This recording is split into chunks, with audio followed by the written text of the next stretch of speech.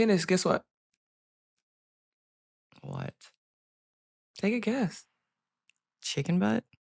I always say chicken butt, but no, I wanted to say that my Gamecocks won the SC title again, regular season.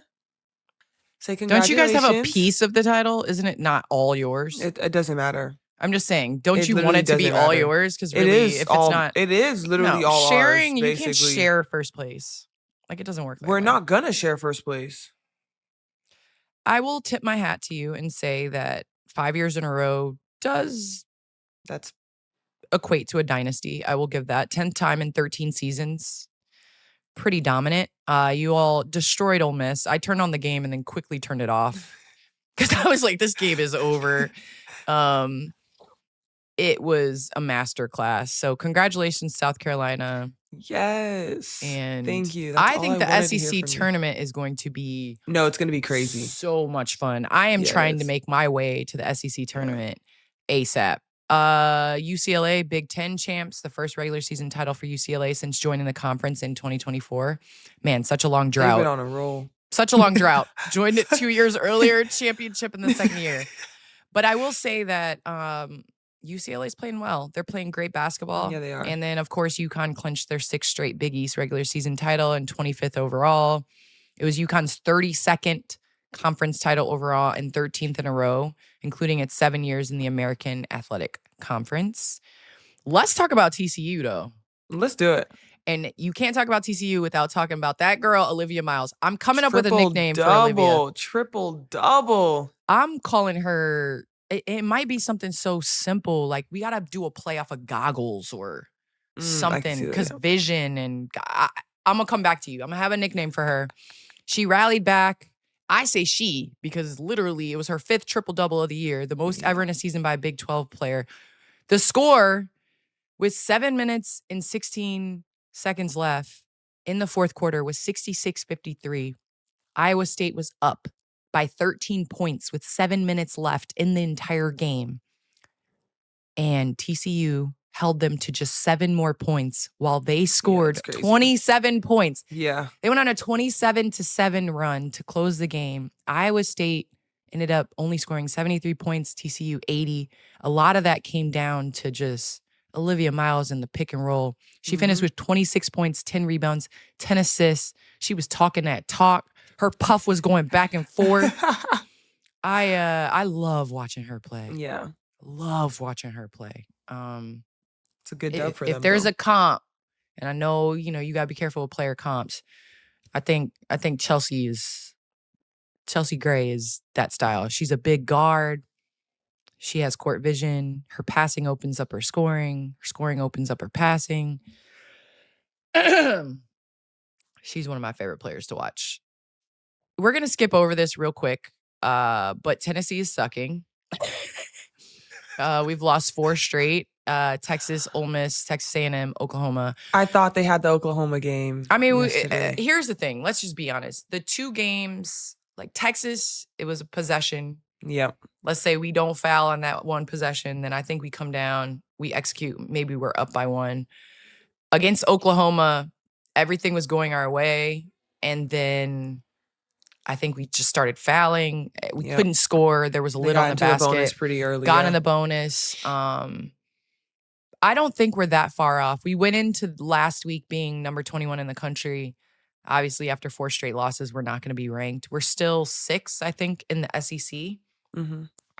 But I just think that whenever you're going through a season like this, and I think we both have, you really find out, and it may not be in the moment, it may not be this year, but you find out like who you rolling with in times like this, right? When you look in the mirror and you look at your teammate and there's no quit, that's where like leadership comes to life. And I've learned it the hard way, where I have not been the best version of myself in those times. And I've learned it a great way, where I have been the best version of myself and we've been able to like prevail and turn the season around and win a championship. And so I just think like no matter where you're at this point in the season, whether you're a Big Ten champion, whether you're winning the SEC, whether whatever, like your mindset going into March is like the most important thing to me. Like It your is. togetherness, your mindset, your belief in like you being able to bring the best version of yourself forward. 100%. Not against my Gamecocks, but everyone always seems to want to turn up when it comes to South Carolina. I Well, don't I really mean, know. you guys have won the conference 5 years in a row. So you're now the hunted. What did you expect? Hey, hey, hey, hey, hey. But let me ask you this. Your rookie season, because you were not used to losing, Yeah. okay? And I'll be honest, I didn't experience that because the year that I got drafted, it was kind of a fluke because Lisa Leslie was out on pregnancy. So when I came back, we had a squad and we're competing for a championship. So like I didn't really experience that rookie like Paige Beckers where you're just like, what am I doing out here? Don't Like, worry. what is going on? Don't I worry. never I experienced experienced that. it. What did you tell yourself every day? Because I remember having conversations with you and you were shadow boxing in the corner. And I was like, Aliyah, calm down. Big picture, big picture, big It picture. was the hardest time ever because you literally go from losing 9 games in 4 years to losing like 16 in the first like 19 games like at this rate. Like it was so crazy. Like I would literally remember being in the back of the bus and I was like, this isn't real. I'm like, what else can I do? Like what else can I do to help us win? Like I seriously, it was like emotional struggle. I tell you, that was the craziest time. Like she was so sweet and she was just trying to help me through it. She was like, it's gonna be okay, Seven. It's gonna be okay. I'm like, I don't know. I don't know if it's gonna be okay. But look at us now. Look at us now, we're thriving. It's so interesting because the NBA is trying to fix this problem with tanking. And, I think that they're trying to implement a number of rules to tank and whatever.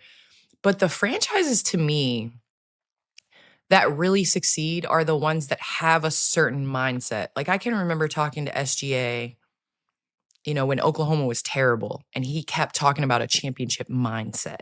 Mhm. And if you start trying to play with fate by saying, like, we're going to lose this game, we're going to play this way, blah, blah, blah, blah, it messes with you Yeah. as a culture. And the same thing in Detroit. Like, Cade Cunningham, his mindset, his leadership, all of that was on full display, even when they were going 0 for 18 and Mhm. on an 18-game losing streak. That was So I crazy. think that there's a way to still hold players accountable while you're going through the growing pains of trying to figure out how to win. Yeah. And you look at your teammates and leadership almost comes in those moments because when we're winning and everybody's on Everybody's cloud happy. Yeah, nine, everybody's good.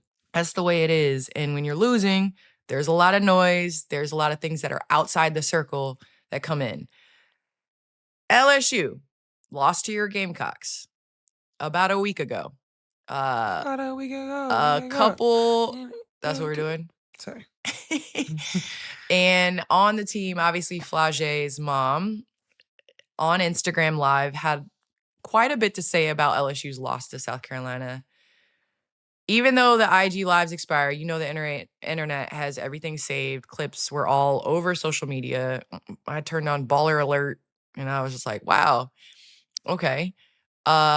We've never beat South Carolina. Cool, but what is going on today? Flau'jae is beating South Carolina in real life. No disrespect to them girls. No disrespect to Don. We're beating them in real life. I think the hardest thing, I've had this, are people that have supported you and loved you your entire life kind of getting in the circle.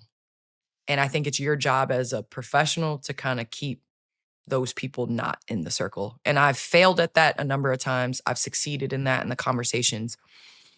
But once your family starts weighing in on stuff, it can get a little messy, you know? We always had this thing where we touch feet and everything outside of that circle, we had to keep outside. And when you're allowing other people to come in and make comments, good, bad, indifferent, believe it, believable, should have the ball, shouldn't have the ball, should do this, should do that, but it's still outside noise. Yeah, I mean, that's kind of hard.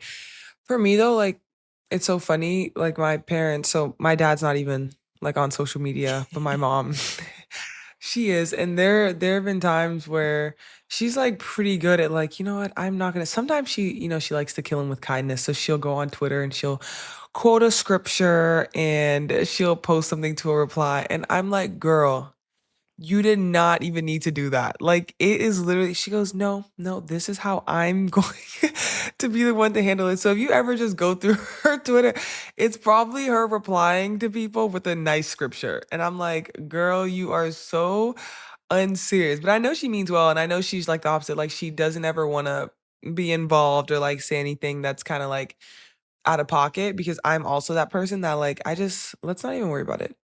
Let's just keep it calm, cool, collected, and Yeah, keep it I'm pushing. cool unless someone makes it personal, and then I am like, okay, I got time. At times, I have time.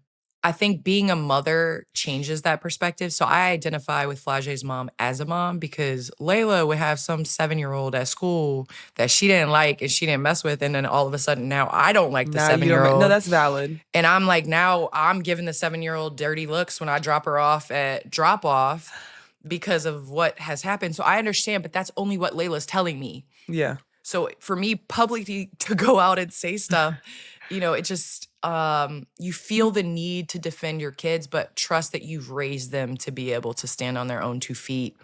I think with all of this, the price of fame, the price of NIL, the price of all this stuff is now you have more eyeballs, you have more opinions.